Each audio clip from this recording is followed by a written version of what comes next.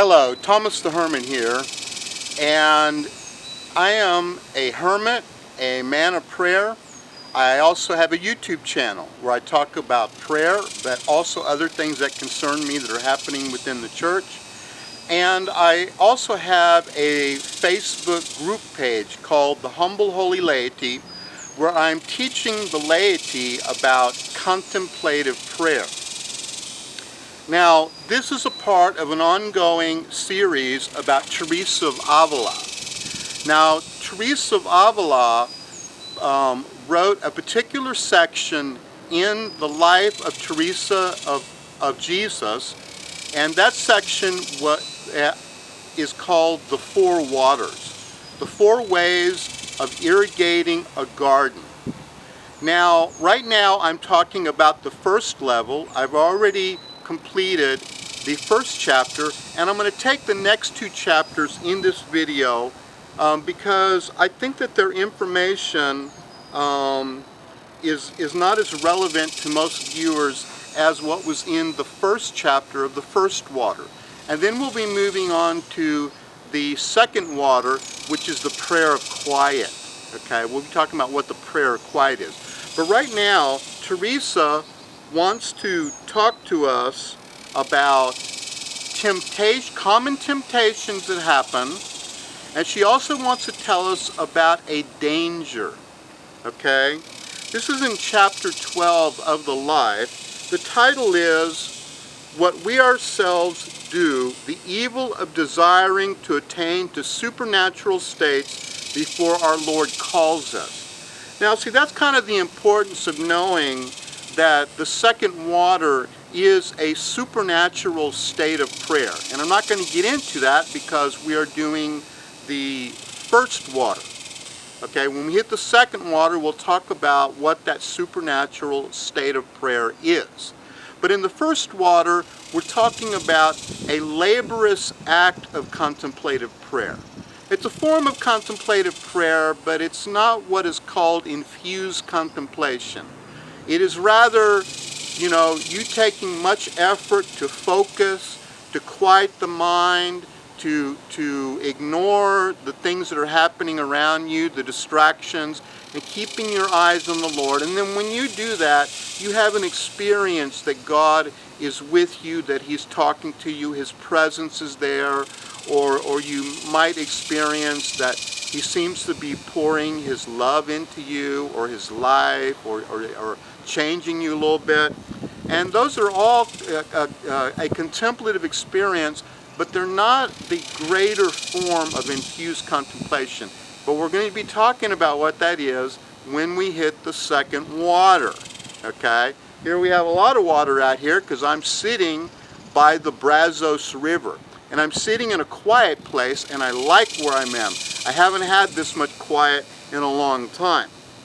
Well, the church is quiet, but outside of the church, we get the most terrible, terrible traffic noise. But that's neither here nor there, because what we're talking about is desiring supernatural prayer. And Teresa is saying that that's a bad thing. Now, why is she doing that? Well, trying to glean through her language, I think there's a couple of points that need to be made. Number one, you cannot arrive at supernatural prayer unless God wills it. Okay? Now, you can lay a foundation. You can grow in humility, says Teresa, and she really stresses that a lot. Humility, humility, humility. You can grow in humility. You can meditate upon the Lord, upon His presence. You can think about holy things, discursive meditation. You can do all of these things, but you can't make God give you supernatural prayer. And that's where we get to the second issue, which is you might try to conjure it, or you might cause the devil to give it to you. And if he gives it to you, it's not real, and you will be puffed up with pride, and you could end up in a whole heck of a lot of trouble running around telling people that you are a great prophet and you're hearing things from the Lord and this, that, and the other. There's a great danger in thinking that you've arrived somewhere when you have not arrived there. Okay?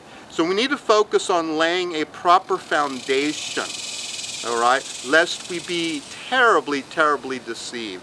And if we get deceived, you know, we might end up deceiving others. We might end up, you know, just offering a bunch of people to Satan, you know, and, you know, that's a really bad thing. We don't need to be doing that. So there's a danger in wanting to be, not wanting, but trying to climb higher than where God has you or wants you to be.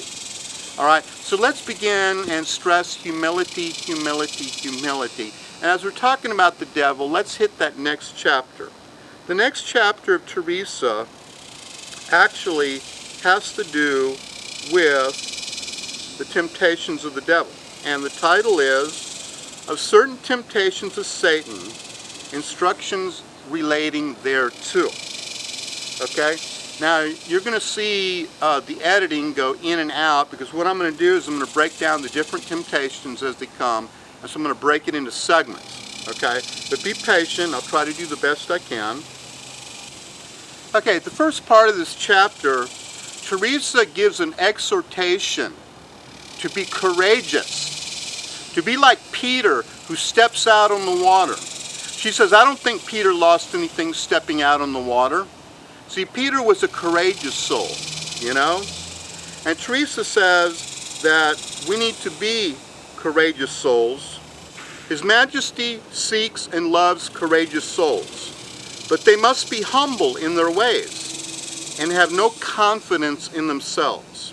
I never saw one of those lag behind on the road, and never a cowardly soul, though aided by humility, makes that progress in many years which the former makes in a few. So courageous souls are good, but courageous souls that are also humble. I often think how St. Peter lost nothing by throwing himself into the sea, though he was afterwards afraid. These first resolutions are a great matter, although it is necessary in the beginning that we should be very reserved, controlled by the discretion and authority of a director. Okay? Now, why does she say that? Okay? Well, in our modern age, we always think that we can work out everything by ourselves. Okay? I have found that contemplative prayer is a complexity that few understand, and beginners never understand it. You know? That's why there's a need, you know, to learn from those that have already walked that path somewhat, because they can help you to advance quicker. Okay, now we're not talking about advancing and getting supernatural prayer. We're talking about advancing in the purgative state. Alrighty? Alright, so then Teresa moves on to one of the temptations of the devil. But it is necessary we should understand what manner of humility this should be. Because Satan, I believe, does great harm. He hinders those who begin to pray from going onwards by suggesting to them false notions of humility. Have you ever heard of false humility? Okay? False humility is a trap. It is a trap of beginners. Alright? He makes them think it is pride to have large desires, to wish to imitate the saints, and to long for martyrdom. He tells us forthwith, or he makes us think, that the actions of the saints are to be admired, not to be imitated. Okay, so people who want to be like St. Francis, and they start to imitate him, you know, they might be told, hey, you're not St. Francis, don't do that. You're not Teresa of Avila, don't do that. Well, I hate to tell you something. Go do that. You know, if it's not harming you, then go do it. You know, there's some things that people of the past have done which are not prescribed. There are some forms of penance, there are different matters, you know, that are not prescribed. you should not be doing, but there's a lot of other things that the saints did that you can imitate that will not harm you and that might help you to advance on the road of perfection. So do them. Do them. You think St. Francis was kind to people? You be kind to people. You think Teresa of Avila, sat and listened to God? You go sit and listen to God. There are many, many things about the saints we can imitate directly. Okay? And when we tell ourselves, oh, you're not a saint, we might be falling into false humility. Of course you're not a saint, but you don't have to be a saint to imitate a saint. And you don't know what you're going to be in the future. God knows. You indeed might become a saint in the future. Who knows? But we are supposed to be moving up that road of perfection. We are supposed to be advancing towards holiness. Okay? Am I a holy man of prayer? In some ways I am. I still got a long ways to go. I have made a few steps up that path. I kind of cringe when people say that to me. I know the truth. The truth is all things come from God. The saints tried to tell us that when we didn't listen to them. We thought they were superhuman. I don't think they were superhuman. I think that they were super in love. So I tell people, let's fall in love with Jesus. Let's become super in love with Jesus. Maybe we'll become great saints. And no, I'm not one. That's ridiculous. Okay? But I'm starting on that road, and I'm inviting others to go on that road, and let's see what we can do about it. Okay? All right, so that's one of the first cautions that Teresa gives us. All right, the next point that Teresa makes has to do with worrying too much about our bodies. We just, are just too concerned that we're going to ruin our health. Okay? Now, there needs to be objective discretion here. She uses the word discretion. Now, there are some things that will hurt you. You have to be careful. You just can't go in and think that God is going to protect you if you go without water for a week. That's a very dangerous thing to do. Don't do that, by the way. Okay, you need to drink water. I never tell people to do a food and water fast. That's very, very dangerous. Okay, if you want to do that, you're on your own. I will not support any such thing. Now, food fasts are a little bit safer. Of course, if you're diabetic or something like that, you need to have discretion. If you're unhealthy, if you're elderly, if you're pregnant, don't be doing some of these things, okay? If you want to do a vigil and go without sleep for a day, that probably won't kill you, all righty? If you want to spend an hour or two on your knees, probably won't kill you, okay? Stop thinking that some of these things, these are more mild things, Now, if you have injured knees, don't kneel on them. Let's have some intelligence here. But she talks about how the devil tries to convince us that we're going to harm our health or something like that, and so don't do it. She says some very, very funny things in here. I used to say to the latter, that is the devil, when he suggested to me that I was ruining my health, that my death was of no consequence. When he suggested rest, I replied that I didn't want rest, but the cross. His other suggestions I treated in the same way. I saw clearly that in most things, though I was really very sickly, it was either a temptation of Satan or a weakness on my part. My health has been much better since I have ceased to look after my ease and comforts. Okay? Now, I'm not telling you not to protect your health, but I'm giving you a warning. All right? If you pamper yourself too much, your body will require more pampering. Okay? That's what happens with the body. The more you pamper it, the more it wants to be pampered.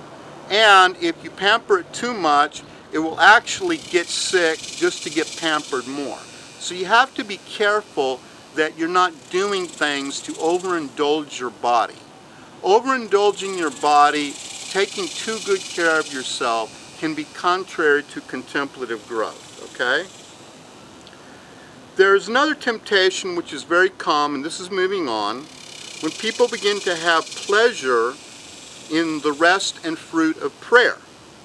They will have everybody else be very spiritual also. All right, now this is something that we see a lot, okay? A person hears about Teresa of Avila, St. Francis of Assisi, Padre Pio, and the first time they experience something of God touching them, oh my goodness, they think that God has made them a saint. And they will run around telling everyone, you need to do this and you need to do, and they really haven't grown very much. Now, if you're laughing at yourself right now, you may want to think about this. Be very, very careful. Just because God speaks to you did not make you canonized. I assure you the canonization process is much more strenuous than that. And you won't match up, and neither will I. Okay? We have not arrived there. Okay? That's a long way down the road. You're going to have to go through the dark night. There's 2 dark nights to go through, and a lot of other things, and a lot of suffering, and this, that, and the other, with God's help. Okay? And with God's help, we can get there. But when God starts touching you and working with you and doing things with you, humility, humility, humility. Do not fall into the temptation. Do not believe when you hear a voice say, you are my voice in the end times. Be very careful with that. We don't need any more voices in the end times, by the way. We have plenty of Marian apparitions that are approved by the church. We have plenty of saints who have given us insight into the times, okay? Are there some modern prophets? I'm sure there are, okay? But we're not required to even listen to them, okay? So no, you're not the voice of God. Please be quiet, all right?